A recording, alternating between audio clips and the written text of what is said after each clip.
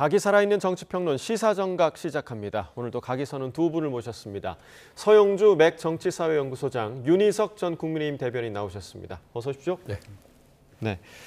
자, 구속된 김건희 씨가 현재 특검의 2차 조사를 받고 있습니다. 지난 조사에서는 진술 거부권을 행사했다라고 전해졌는데 일단 오늘 어떨지 좀 어떻게 예상하십니까? 오늘도 진술 거부권을 계속 이어갈 가능성이 높을 것 같습니다. 처음에 이제 특검에 출석할 때는 저처럼 아무것도 아닌 사람이란 말들, 그다음에 검사들께서 저를 친절하게 잘 조사를 해주셨다. 그리고 다른 건진법사 등등 본인에게 청탁을 했던 사람들은 힘없는 사람인 나에게 왜 전화했는지 모르겠다. 적극적인 방어에 나섰는데 그다음에 이제 그 구체적으로 수감된 뒤에 조사에 있어서는 그 당시 우리도 기억할 겁니다. 서희건설 이봉관 회장이 그 그라프 목걸이에 대한 클리프 목걸이군요. 헷갈립니다. 반클리프 목걸이에 대해서 본인이 이걸 줬고라는 이제 자수서를 썼죠. 아마 그 충격이 굉장히 클 것 같아요.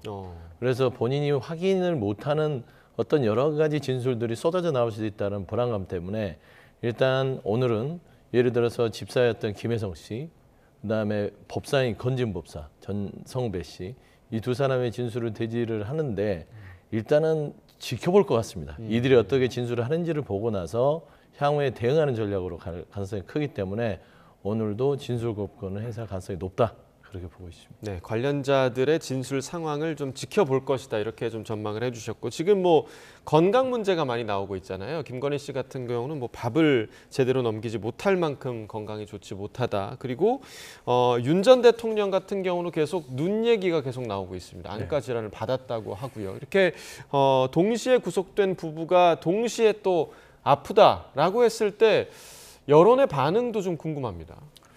여론이야. 건강이 안 좋은 분들에 대해서 조금은 좀 동정심을 가질 수 있는 분위기로 바뀔 수는 있겠죠. 윤 대통령 같은 경우에 이 당뇨가 심하다고 알려진 지가 꽤 됐습니다. 그렇기 때문에 당뇨 환자의 그 특징적인 질환 중에 하나가 이 망막병증인데요. 그 부분 때문에 실명 위기까지 거론이 되고 있는 상황이고 김건희 여사도 마찬가지로 그동안 이 식사를 잘 못했다는 얘기가 재임 중에도 윤 대통령 재임 중에도 있었던 것이 사실입니다. 근데 이제 수사를 앞두고 건강을 이유로 해서 이 수사 과정이 차질을 빚어진다거나 이런 측면에서 보면 또 이게 핑계가 아니냐 이렇게 볼 수도 있는 거예요. 중요한 건 정확하게 의사의 진단에 따라서 모든 것이 절차대로 이루어지는 것이 중요하고 이것 때문에 또 정치적으로 뭔가 서로 논란이 빚어진다거나 하는 것은 국민 여러분들께서 바라지 않는 것이다 이렇게 보고 있습니다. 네, 자 오늘 그 같은 시각에 김건희 씨와 관련자들을 같이 소환을 했거든요. 그러니까 건진법사, 김혜성 씨, 조금 전에 이제 대질 얘기도 하셨지만 김건희 씨와의 대질 가능성도 좀 있을까요? 어떻게 보세요? 검찰은 아무래도 진술 거부권을 쓰는 김건희 씨에 대해서 대질 신문을 통해서 압박할 가능성이 크죠. 그다음에 김혜성 씨도 본인은 집사가 아니다, 제2의 처신실로 보지 말아달라. 그리고 누나와 그 동생 사이였고 연이 끊어졌다라고 얘기를 했어요. 그러면 그거는 대질 신문을 해야죠. 정말 연이 끊어진 부분이 있는 것인지. 건진법사로 불리는 전성배 씨도 마찬가지로 지금 통일교 부분뿐만 아니라 온갖 여러 가지 공천, 그다음에 선거 개입 부분들도 김건희 씨와 무관하지 않습니다. 그래서 저는 이런 부분에 있어서는 그 압박 수사의 일환으로 대질 신문을 진행할 것 같은데요. 앞서 윤석열 대변인도 말씀드렸지만. 이 김건희 씨도 그렇고 윤석열 전 대통령도 그렇고 아프다는 핑계들이 지금 되고 있다고 국민들 볼 가능성이 높죠. 왜 그러냐면 도이치모터 주가 조작, 공천 개입, 통일교에서 목걸이를 받고 순방 가고 하는 여러 가지 왕성한 범죄 혐의를 할 때는 건강이 좋다가 왜 죄의 단죄를 받으려고 하면 갑자기 아픈지 모르겠어요. 그러니까 윤석열 전 대통령도 물론 당뇨가 있기 때문에 실명이라든지 여러 가지 아픔을 호소할 수 있으나 특검도 밝혔지 않습니까?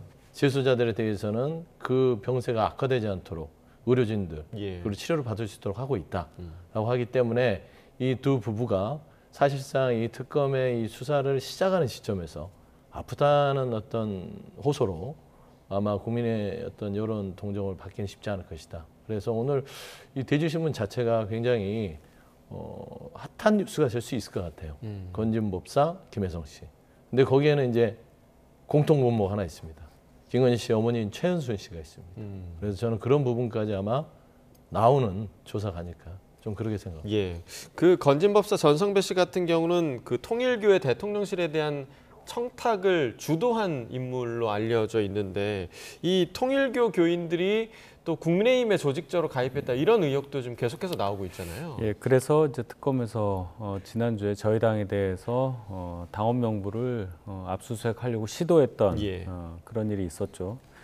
중요한 것은 정말로 통일교에서 뭐 몇 명이 된지는 모르지만 집단적으로 저희 당의 당원으로 가입을 시켜서 저희 당 내부의 선거에 영향을 미친다든지 아니면 또 뭐 총선이라든지 이런 또 큰 선거에 영향을 미치려고 했었던 것이냐, 그것 때문에 뭔가 정치적인 의사결정이 많이 뭐 왜곡이 됐느냐 이걸 확인해야 되는 건데 사실은 알 수 있는 방법이 그렇게 똑부러지게 있어 보이지는 않아요. 설령 당원 명부에 통일교 교인과 동일한 이름이 발견된다 하더라도 예. 이 사람이 통일교에서 집단적으로 넣은 사람인지 아닌지의 여부부터 시작해서 또 이 사람이 자의에 의하지 않고 타의에 의해서 입당했는지 여부도 알 수가 없는 거고 또 더 나아가면 그렇게 입당한 것 자체가 그럼 어떤 범죄 혐의랑 연관이 되느냐 이런 것까지도 생각을 해볼 때 굉장히 애매한 상황이다. 물론 바람직하지 못하고 정치적으로 굉장히 논란이 될 만한 일이긴 하지만 이걸 법적으로 단죄하는 데 있어서는 장애물이 상당히 많다. 그런 가운데 당원 명부를 압수수색한다고 특검이 시도를 하는 상황이기 때문에 저희 당에서 강력하게 이 시도에 대해서 반발하고 있는 것이다. 이 정도로 해석합니다. 네, 말씀해 주신 대로 지난주에 한 차례 그 압수수색 시도가 있었고 또 오늘 내일 중에 또다시 당사 압수수색 가능성도 지금 제기되고 있는데 이와 관련해서 송원석 비대위원장이 오늘 아침에 했던 이야기를 잠깐 들어보겠습니다. 오늘이 될지 내일이 될지 알 수는 없지만 특검이 또다시 압수수색 영장을 들고 이곳 중앙당사로 들이닥칠 것으로 예상되고 있습니다. 국민의힘 당원 전체를 잠재적 범죄자로 취급하는 반인권적 야당 탄압 압수수색에는 일절 협조할 수 없다는 점을 분명히 밝힙니다. 당원의 이름, 주민등록번호, 전화번호뿐만 아니라 심지어 계좌번호까지 담겨있는 500만 당원들의 핵심 개인정보를 탈취하겠다는 개인정보 강탈이자 야당 사찰, 국민 사찰에 협조할 수가 없다는 이야기입니다.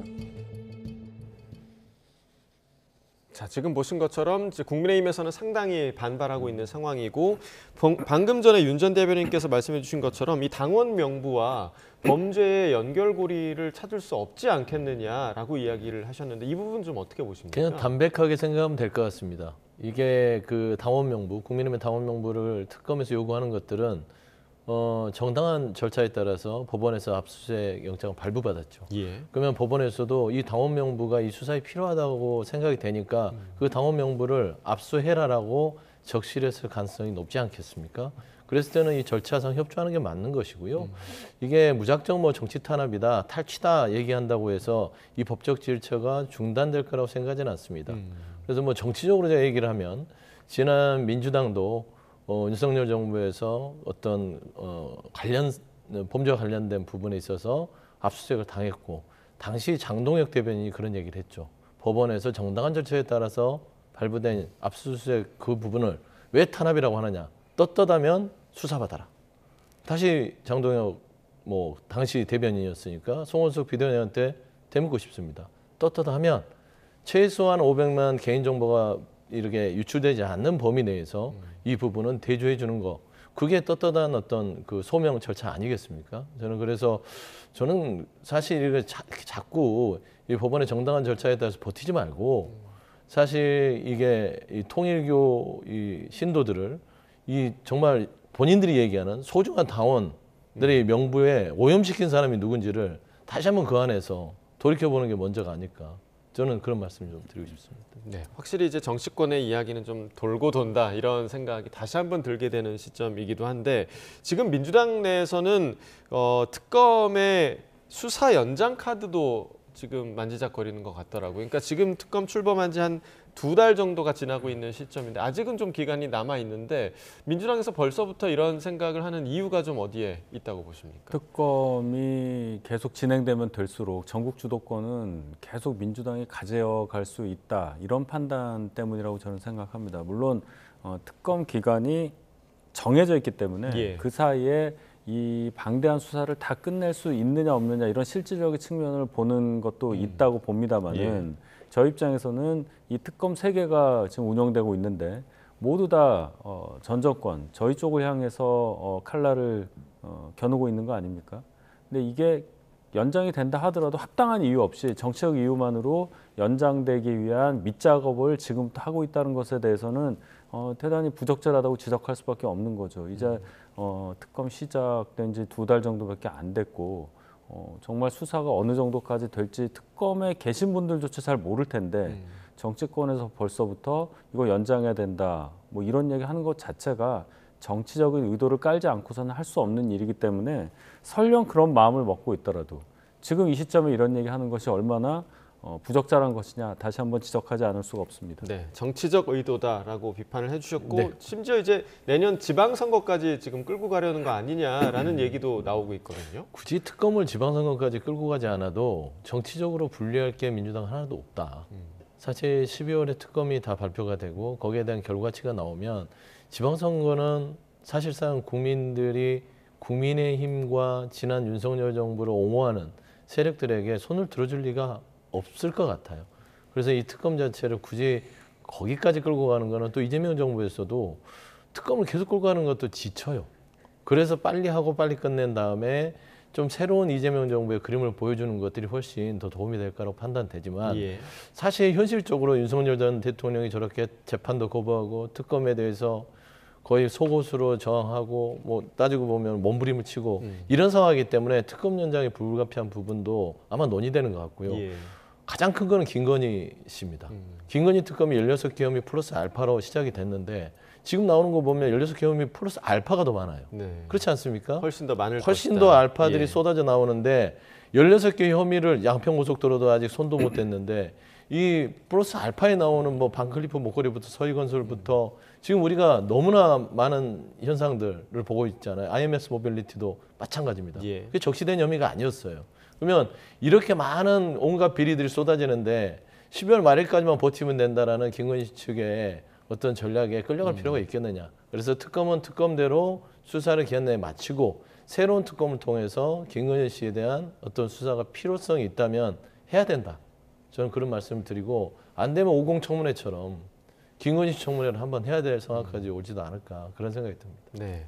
자, 앞서 저희가 이제 뭐 김건희 씨와 윤 전 대통령의 건강 관련 이야기를 잠깐 나눴었는데 지금 윤 전 대통령이 안과 질환 치료를 받기 위해서 외부 진료를 받았다고 하는데 이 과정에서 좀 논란이 됐던 부분이 수갑과 함께 전자발찌까지 착용을 했다. 이 부분을 지금 나경원 의원이 이제 올려서 좀 논란이 되고 있거든요. 어떻게 좀 보고 계십니까? 그러니까 일단 수감돼 있는 분에 대해서 어떤 처우를 하냐, 예를 들어 외출을 할 때는 뭐 어떻게 하느냐 이런 게 다 규정에 있을 겁니다. 그 규정에 따라서 했겠죠. 규정에 없는 것을 더 과하게 윤 전 대통령에게 이 당국에서 과하게 했다 이렇게 보기는 어려울 겁니다만은 예. 나경원 의원의 지금 지적은 전직 대통령이고 절대 도주 우려가 없는 분인데 그런 분에게까지 발찌까지 전자발찌까지 채우는 게 이게 맞는 것이냐 이제 이런 지적입니다. 예, 예. 전자발찌라는 것이 결국은 이제 도주 우려 때문에 위치 추적할 수 있게 그렇죠. 이제 한 거잖아요. 예.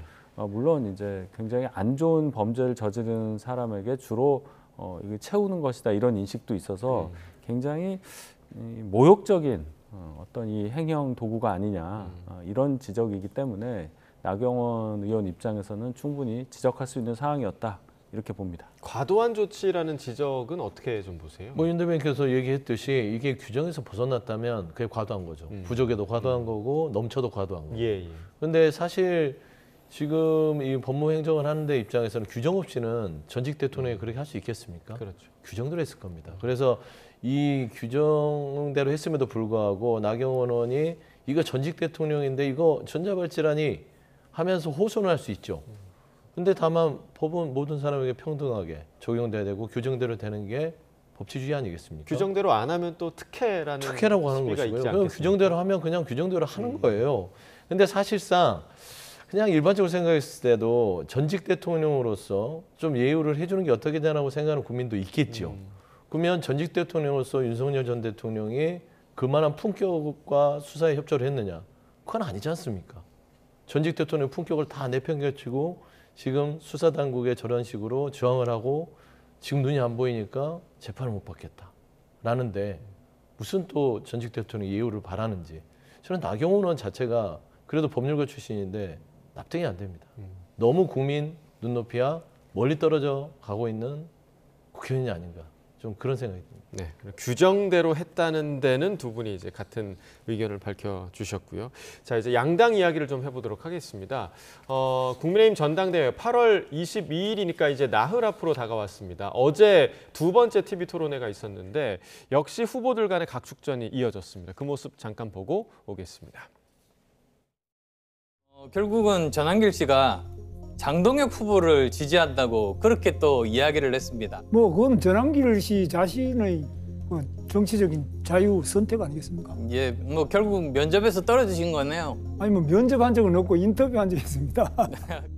23번의 단일화 약속을 하셨는데 단일화를 위해서 적극적으로 나서지 않았는지에 대한 답변을 부탁드리겠습니다. 한덕수 후보와 단일화를 했기 때문에 한덕수 후보는 출마를 안 했죠.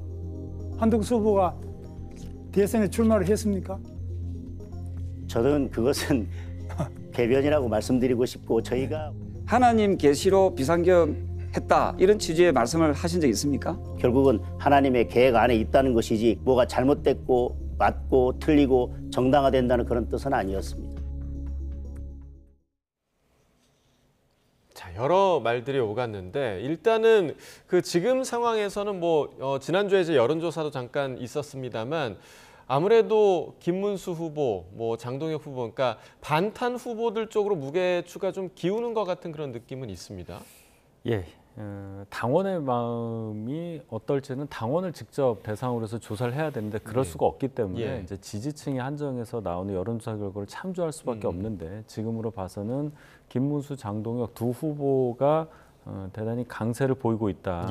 역으로 말씀드리면 안철수, 조경태 이 탄핵에 찬성하고 계엄에 대해서 강력하게 부정했던 분들에 대한 지지세가 상대적으로 좀 적어서 저희 당 규정상 한 분이 50%를 넘어야 결선 없이 끝나는 건데 그러기는 어려워 보여서 이제 결선을 해야 될 상황이긴 해요. 근데 그 결선에 과연 그 탄핵 찬성한 분이 나올 수 있느냐 이것이 최대 관심사가 아닐까 이렇게 봅니다. 그러면 이제 반탄 후보 두 사람 중에서 누가 더 우세할 것이냐 이 부분에서는 지금은 아직까지는 김문수 후보가 더 지지율이 많이 나오고 있긴 하는데 지금 전한길 씨가 장동혁 후보 지지한다 이렇게 선언을 했더라고요. 이게 변수가 될 거라고 보십니까?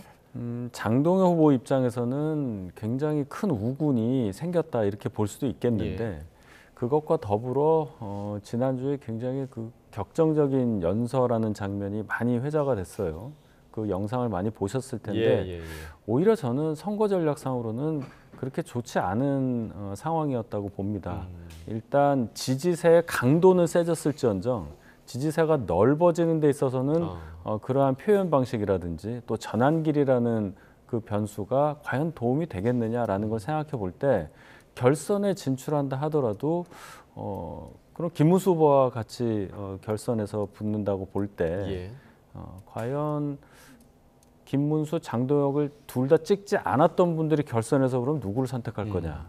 이 지점까지 생각해 봐야 할 그런 문제라고 생각합니다. 그래서 이제 지금 뭐 반탄파가 지금 우세한 그런 상황이기 때문에 지금 나머지 지금 조경태 후보와 안철수 후보가 단일화를 할 것인가 이 부분에 좀 관심이 쏠리는데 안철수 후보가 상당히 좀 미적지근한 반응을 계속 보이더라고요. 그러니까 전체 판세를 보면 언론에서 분석한 이 추이가 일강일중 이약. 그러니까 반탄파라고 해야 되나요? 반탄의 이제 후보 그룹이 일강일중을 하고 있고 찬탄파 쪽이 이약으로 분류가 되고 있더라고요. 근데 이런 상황에서 안철수 후보가 또 단일화? 그러니까 정치 인생 자체가 단일화라는 부분들은 안철수 의원에게는 굉장히 치명적일 수도 있어요. 뭔가 단일화를 통해서 본인이 이번 판에 판세를 흔들만 하겠다면 승부를 걸어볼 만 하겠으나 그냥 단일화만 해놓고 정치적 부담을 느끼고 그냥 실익도 없다. 그러니까 시큰둥하는 거죠. 그래서 저는 그런 의미에서는 단일화는 없을 가능성이 높고 저는 국민의힘의 전당대회를 보면서 참 이게 희망이 없을 수도 있겠구나.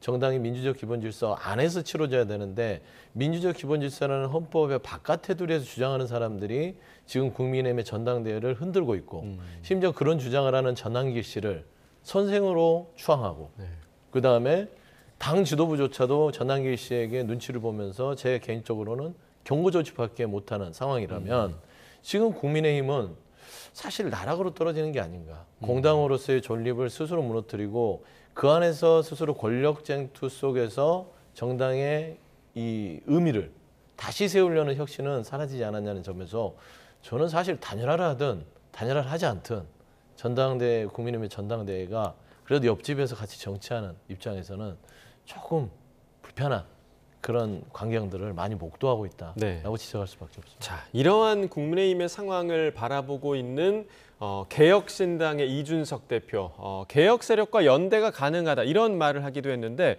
이 말을 두고도 다양한 해석이 나오고 있습니다. 오늘 아침 천하람 개혁신당 원내대표의 발언을 들어보겠습니다. 아니 이준석 대표가 보니까 국민의힘은 심리적 분당 상태다. 개혁 세력과는 연대 가능하다. 뭐 이렇게 얘기했거든요. 근데 이게 연대의 의미가 뭐예요? 그러니까 저는 좀 폭넓게 봅니다. 예컨대 조금 개혁적인 성향의 목소리를 내시려는 분들이랑은 저희가 메시지를 같이 낼 수도 있는 거고 정책적 연대도 할 수 있는 거고요. 그리고 뭐 만약에 그분들께서 조금 더 국민의힘이라는 틀을 벗어나서 활동을 하시고 싶다라고 하면 또 그런 부분들에 있어서 뭐 이야기해볼 수 있는 거죠. 정치인이라는 거는 실제 결단을 내리고 뭐 쉽게 얘기하면 뭐 도장 찍어야 하는 거기 때문에 저희로서는 뭐 대화의 문을 닫아두지는 않겠다. 잘 또 소통하면서 지내겠다. 그런 정도의 의미입니다. 사실 어제 그 TV 토론회에서 반탄파 후보들이 국민의힘이 가장 경계해야 될 것은이라는 질문에 내부 분열이라고 답변을 했는데 지금 이런 분위기라면 정말 국민의힘이 전당대회 이후에 분당이 되는 거 아니냐 이런 우려도 있거든요. 아마 그 우려를 의식한 개혁신당 측의 대응이 아닐까 생각하는데요. 일단 개혁신당에 계신 분들 입장에서는 정치적인 돌파구를 찾아야 하기 때문에 저희 당에서 그래도 본인들하고 생각이 좀 비슷한 분들과 같이 연대하는 모습을 보임으로써 정치적인 무게감을 늘리려고 하는 그런 생각을 피력한 거라고 봅니다. 근데 중요한 건 물리적으로 저희가 뭔가 세력이 분화가 돼서 정말로 개혁신당과 밖에서 뭔가를 같이 하는 그런 상황까지 가야 되는 건데 지금 상황에서 새 지도부가 어떤 분이 당대표가 되면서 출범할지 모르기 때문에 섣부른 진단이라고 생각하고 설령 김문수 또는 뭐 장동혁 후보 같은 탄핵에 반대했던 분이 지도부를 이룬다 하더라도 당의 생각이 좀 다른 분들이 과연 그럼 밖으로 나갈 거냐. 그거는 그 지도부조차 원치 않는 것이라고 저는 생각해요. 당이 조금이라도 더 정치적 영향력을 발휘하기 위해서 한 분이라도 더 끌어모아야 하는 시점에서 아예 지도부가 된 다음에 누굴 나가라 뭐 그렇게 주장하는 분도 있긴 있지만 실제 그렇게 될 가능성은 상당히 적다. 그렇게 되기 위해서는 더 결정적인 정치적 변혁 수준의 일들이 계속 이어져야 하는데 지금 상태에서는 그렇게 예상하기가 어렵기 때문에 지금 천하람 의원의 말씀은 조금 더 앞서 나간 또 개혁신당의 입장만 강조한 일방적인 생각이라고 저는 봅니다. 너무 앞서 나갔다라고 얘기를 해주셨지만 정말 그냥 만약을 우리가 생각해 볼 수 있는 거 아니겠습니까? 그러니까 개혁신당과 국민의힘 찬탄파가 만약에 이후에 손을 잡는다면 민주당에는 또 어떤 영향이 좀 있을까요? 민주당의 입장 자체는 사실 국민의힘이 그렇게 분당을 통해서 분화가 된다면 또 뭐 협력 파트너가 달라질 수 있죠. 사실 지금 정청래 대표가 송원석 비대위원장인 국민의힘 대표와 손도 안 잡겠다. 냉랭한 것은 지금 현재 전당대회에서 주장하고 있는 반헌법적 주장들에 기인한 거라고 볼 수 있죠. 근데 그럼에도 불구하고 그 안에서 찬탄파라든지 보수 대통령을 통해서 이준석, 또 홍준표 전 대구시장 등등 그렇게 해서 새로운 어떤 보수의 집단이 생겨난다면 다당제 형식의 어떤 협치 체제로서 보수가 강할 수도 있고요, 약할 수도 있고요, 합리적일 수도 있어요. 하지만 극우는 아니죠. 보통 강한 보수보다 더 강해져라고 주장하는 바가 이제 극우라고 우리가 통상 정치적으로 표현을 하는데, 지금 현재 국민의힘은 전환길 씨를 주축으로 해서 그런 주장들이 거의 일반화되는 현상을 보이고 있습니다. 그러면 이 국민의힘의 대상 자체가 협치 대상으로 보기 힘들기 때문에 저는 이준석 의원이 그런 부분들을 노리고 일단은 밑자락을 깐 게 아닌가. 그래서 저는 새로운 지도부가 반탄파로 채워진다면 사실 그 안에서 한 집 살림을 하기는 쉽지 않을 것 같아서 저는 보수 대통합도 우리가 뭐 시기상조로 하기에는 정치는 상상이기도 하고 상상이 현실이 되기 때문에 일단은 좀 추이를 지켜볼 만한 그런 사안이 아닐까 생각됩니다. 알겠습니다. 자, 지금 말씀해 주신 대로 정청래 대표, 민주당 정청래 대표는 선출된 날 공언한 대로 지금 계속해서 국민의힘과 대화를 나누지 않고 있는 그런 상황인데, 오늘 김대중 전 대통령 서거 16주기 추모식에 여야 대표가 또 총출동을 했는데요. 이 자리에서는 어떤 모습을 보였을지 관련 영상 함께 보시고 이야기 이어나가겠습니다.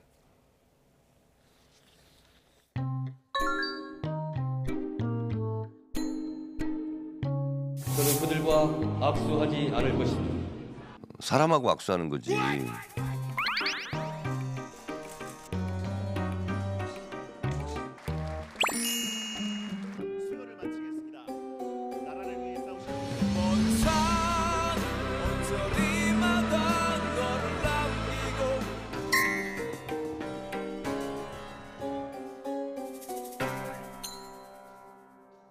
정청래 대표가 바로 옆자리에 앉았는데 뭐 악수도 못했고 대화도 못했습니다. 저도 사람하고 대화를 합니다. 네.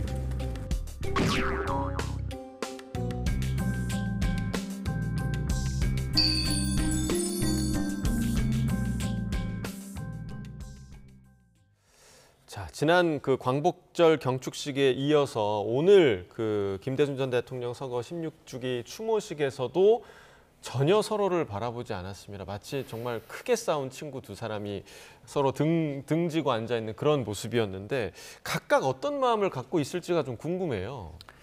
참 저럴 때는 자리라도 좀 떨어뜨려야 되는데 떨어뜨릴 수 없는 1당 2당의 당대표이기 때문에 저런 장면을 자꾸 연출하니까 참 볼성 사납죠.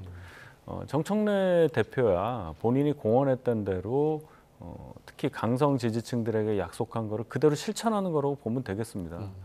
너무 센 단어로 그것을 표현했기 때문에 아마 눈길이라도 주면은 또 그 지지층이 약속 안 지켰다고 할 거예요. 송원석 대표 입장에서도, 송원석 비대위원장 입장에서도 굉장히 당황스럽겠죠. 정청래 대표가 그래도 예방이라도 할 줄 생각을 했을 것이고, 그래도 의례적인 말이라도 악수라도 할 줄 알았는데 아예 사람이 아니니까 악수를 안 하겠다는 식으로 얘기를 해버리니까 송원석 비대위원장 입장에서도 본인도 사람하고만 대화하고 싶다 이런 말까지 하는 상황이에요. 감정적으로까지 완전히 벌어졌다는 얘기입니다. 저희 당이 이제 곧 전당대회를 통해서 새 대표를 선출하게 됩니다. 과연 새 대표가 선출돼서 새 지도부가 구성됐을 때도 정청래 대표가 똑같이 지금처럼 할지 거기에 대해서는 좀 지켜봐야 한다. 아마 저희 당에서 새 대표가 선출이 되면 그때는 저런 태도를 좀 거두지 않을까 그런 생각이 듭니다. 근데 또 한편으로는 걱정되는 게 새 대표 지금 가능성이 높은 당대표 후보들이 또 반탄파 후보들이란 말이죠. 그러면 지금보다 오히려 더 심해지지 않을까 이런 우려도 생기는데요. 저는 좀 더 심해질 것 같아요. 같이 엘리베이터도 안 탈 것 같은 느낌. 그러니까 이게 이제 정치적으로는 웃을 일은 아닌 것 같은데 이게 현실인데 어떡합니까? 사실 제가 끊임없이 얘기하지만 원래는 정청래 대표가 집권여당의 대표이기 때문에 먼저 손을 내미는 게 훨씬 더 정치적인 전략이 낫죠. 그래도 여러 가지 좀 불편함이 있어도 국민을 위해서 내가 손을 내민다. 예. 당신들도 변해라. 라고 하면 이제 국민들이 민주당한테 조금 더 점수를 또 많이 줄 수 있는데 그러니까 참 이게 이 당대표로 선출되고 나서 이 눈치를 보는 게 두 군데입니다. 당원 그리고 국민. 예. 그러면 그 눈치를 보는 비중을 누구한테 더 많이 두느냐. 그것도 정치인으로서는 또 고민입니다. 그래서 저는 현재 정청래 대표는 지금 당선된 지 얼마 되지 않았고 압도적인 당원의 지지로 됐기 때문에 당원 눈치를 안 볼 수는 없지 않을까 싶어요. 그럼에도 불구하고 오늘 김대중 전 대통령의 서거 16주기였지 않습니까? 근데 김대중 대통령이 어떤 분이에요? 통합. 그 국민을 위해서라면 악마하고 손을 잡아야 된다고 얘기할 만큼 그 통합과 협치를 강조했던 그런 자리인데 이 여야 대표의 저런 냉랭한 그 사진 한 장을 보는 거를 보면 저도 이 정치를 한 사람으로서 속이 상한데 저는 이 모든 것들이 사실 그 누군가가 먼저 깨트리지 않으면 이 계속해서 가거든요. 저는 이 부분을 여야 대표 간에 좀 심각하게 고민을 해서 본인의 감정들, 그다음에 당원들의 입장 좋습니다. 하지만 대한민국 국민들의 어떤 정치를 바라보는 신뢰를 위해서 한번 심각하게 오늘이라도 고민해 보셔라. 지금 이제 누구의 눈치를 볼 것이냐 그 얘기를 하셨습니다만 지금 뭐 당원 눈치를 보고 있다라고 얘기를 해주셨는데 국민의 눈치를 이제는 조금 봐야겠다라는 생각이 드는 게 지금 여론조사 결과로 조금 나오고 있는 것 같습니다. 그러니까 오늘 나온 리얼미터 지지율을 보면요. 이재명 대통령의 국정 지지율이 지금 51.1%, 그러니까 절반을 가까스로 지금 넘은 수치가 나왔고요. 부정 의견이 44.5%가 나왔습니다. 2주 연속 하락은 물론이고 이 대통령 취임 이후 최저치인데 지금 사면 부분이 가장 큰 영향을 끼치지 않았을까 이런 분석이 나오고 있는 것 같아요. 예, 일단 사면을 실행함에 있어서 이분까지 사면을 하는구나라는 분 두 분을 8.15에 해버렸어요. 조국 전 대표 또 윤미향 전 의원. 여권 내부에서도 반대가 많았다고 저는 들었습니다. 국민적 감정을 보더라도 조국 전 대표라는 문제적 인물을 사면 복권한다는 그 정책 의도가 뭔지가 너무나 극명하게 나오는 상황이기 때문에 이런 비난을 무릅쓰고라도 한 이유에 대해서도 굉장히 많은 해석이 나올 정도로 이 파장이 클 겁니다. 또 다른 날도 아니고 8.15에 윤미향 전 의원을 사면 복권했다는 점도 계속 영향을 미칠 것이다 이렇게 봅니다. 또 그동안 이재명 대통령이 코스피 5천 시대를 열겠다고 공약을 내걸었던 거는 달리 민주당과 또 정부에서 추진하고자 하는 정책들이 과연 친기업, 친증시 이런 방향하고 맞느냐 이런 의문도 많았기 때문에 출범한 지 2달 갓 지난 가운데 결국 대선 때의 그 득표율에 거의 근접한 그 정도의 지지율밖에는 지금 보여주지 못하고 있다. 이런 식으로 계속 가게 되면은 뭐 지지율 떨어지는 건 둘째치고라도 이재명 대통령이 뭔가 의도를 갖고 국정을 수행함에 있어서 그 권력 기반이 유지될 수 있을 것이냐. 그 부분에 대한 의구심도 국민 사회에서 들 수밖에 없다. 이런 점을 지적합니다. 네, 그 사면된 조국 전 대표 같은 경우는 사면되자마자 여러 지금 활동을 하고 있더라고요. SNS 활동 그리고 유튜브 출연도 하고 있고요. 한 인터뷰에서는 내년 선거에 출마를 예고하는 그런 답변을 하기도 했는데 이런 행보 좀 어떻게 보고 있습니까? 그러니까 조국 전 대표의 정치적 행보는 이번 정부 사면 복권과는 저는 좀 무관하게 보고 있어요. 이미 그 사면 대상 자체로 국민들의 판단을 받았다고 보는 것이고 사실 저도 여러 번 조국 전 대표의 사면에 대해서 대상이 부적절하다는 게 아니라 사면 대상은 맞으나 시기상은 지금은 아니다.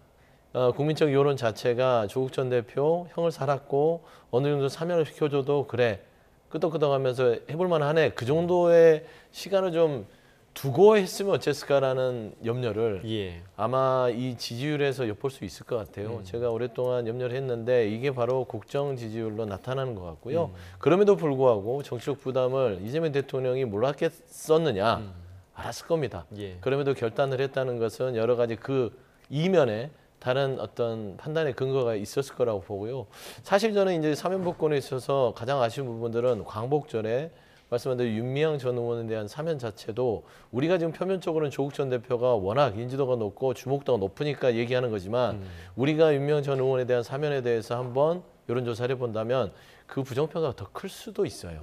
왜냐하면 이거는 공정의 문제이기 때문에 사실 이거를 크리스마스 이후에 하는 거와 8.15 광복절에 위안부 할머니와의 여러 가지 갈등이 있는 사람을 사면을 해줬다는 것들은 이 시기상으로 굉장히 국정 논리를 떨어뜨릴 수 있는 조금은 좋지 않은 신호였다고 저는 판단이 됩니다. 네. 거기에 플러스 지금 현재 여야 간에 대표가 서로 냉랭한 분위기를 가면서 정말 통합과 실용에 대해서 국민들한테 신뢰를 잘 얻어가고 있는 상황 속에서 사면복권의 여러 가지 조금 아쉬운 부분들, 그다음에 집권 여당의 조금 이 딱딱한 모습들이 저는 이 이재명 대통령이 처음에 보여줬던 실용과 통합에 손에 잡히는 체감력이 있는 국정 운영을 덮어버렸다고 봅니다. 저는 예. 그래서 이 부분을 사면복권에 대한 걸 어떻게 해서 반전시킬 수 있는지 조금 전략적으로 깊은 고민이 필요한 시점이 아닌가 그래 보입니다. 네, 좋지 않은 여론이 지금 수치로도 지금 나오고 있는 그런 상황이고, 그런데 이제 이번 사면에는 사실 이재명 대통령의 측근이라고 할 만한 사람들은 포함이 되지 않았습니다. 그래서 이번 사면이 오히려 그 측근들을 이후에 사면하기 위한 일종의 빌드업 작업이 아니냐라는 분석도 있었는데 이 부분 좀 어떻게 보세요? 일단 사면 복권 대상은 최종 판결이 난분에 대해서 하니까 일각에서 얘기하는 뭐 김용 씨라든지 예. 뭐 정진상 씨는 아직 재판이 안 끝나서 대상이 아닐 거고, 물론 김용 씨는 대법원 판결만 나오면 됩니다. 제일 관심 있는 것은 이제 이화영 전 부지사 예. 관련한 얘기겠죠. 이화영 전 부지사에 대해서 왜 관심이 가느냐 하는 것은 뭐 다 아실 겁니다. 이재명 대통령이 경기지사였던 시절에 부지사를 했었던 이화영 전 부지사가 대북 송금 관련한 사건으로 결국 7년 8개월의 형을 받고 지금 복역 중이잖아요. 그런데 지사와 부지사의 관계를 생각한다면 이화영 부지사가 7년 8개월 받은 그 형의 내용, 그 범죄 혐의에 이재명 대통령도 당시 지사니까 직간접적으로 연관되지 않았느냐 이런 의혹이 있는 거잖아요. 재판은 중단이 됐습니다. 그러면 이화영 전 부지사 입장에서는 빨리 나를 사면복권 시켜달라고 요구를 하고 있을 텐데, 어떻게 보면 이화영의 입을 막아야 이재명 대통령이 사법적으로 안전하다 이런 또 생각도 할 수 있는 거예요. 그래서 이화영에게 선물 같은 사면복권을 해주기 위한 작업으로 조국, 윤명 이런 무리한 사면복권을 했다 이런 이제 해석이 있는 거죠. 예, 예. 과연 이재명 대통령이 뭐 시기는 둘째치고요, 이화영 전 부지사를 정말 사면복권 시킬 것이냐 하는 부분에서 저는 대단히 회의적으로 봅니다. 그 자체로 이거는 국민들께 메가톤급 충격을 줄 거예요. 오히려 이화영과 내가 관련돼 있다라는 것을 드러내는 그런 행위가 될 것입니다. 그래서 한간에서 얘기하는 이러한 이화영 전 부지사에 대한 사면복권 가능성에 대해서는 정치적으로 우려하는 분들은 충분히 있을 수가 있어요. 조국, 윤미향에 대한 사면복권이 그만큼 과감했기 때문에. 예. 그런데 실제적으로 이것이 될 것이냐, 거기에 대해서 저는 개인적으로는 대단히 부정적으로 봅니다. 그렇게 하면 안 된다는 뜻이기도 합니다. 예, 이 부분에 대한 분석에 대해서는 좀 서수장님 어떻게 보시나요? 이게 좀 많이 나간 것 같아요. 8.15 사면과 이화영 전 부지사의 사면까지 연결시키는 것은 너무 앞으로 어떻게 이 전국이 흘러갈지 모르는 상황에서 그런 포석까지 해가면서 지금 사면을 했다. 저는 그렇게 생각하지 않고요. 사실 송영길, 정진상, 김용 이 세 분에 대해서는 사면의 필요성이 있을 거라고 봅니다. 사실 좀 과도한 정치적인 그 수사가 있었고, 김용, 정진상 이 두 사람은 사실 이재명 전 대표, 지금은 대통령이지만 전 대표 시절에 인연이 있다는 이유만으로 여러 가지로 조금 정치적인 수사를 받은 건 사실인 것 같아요. 그러면 사면 대상을 검토할 수 있고, 송영길 전 대표도 돈봉투 사건이라는 전당대회, 당내 전당대회에서 사건이었으나 사실 별건으로 지금 수감 생활을 하고 재판을 받고 있거든요. 돈봉투 사건은 무혐의가 됐기 때문에 가장 정치적으로 억울한 사람이 송영길 전 대표일 수 있다. 그러면 세 사람에 대해서는 사면의 어떤 심사 대상은 되나, 저는 이화영 전 부지사는 여기에 끼어서는 안 된다고 개인적으로 생각합니다.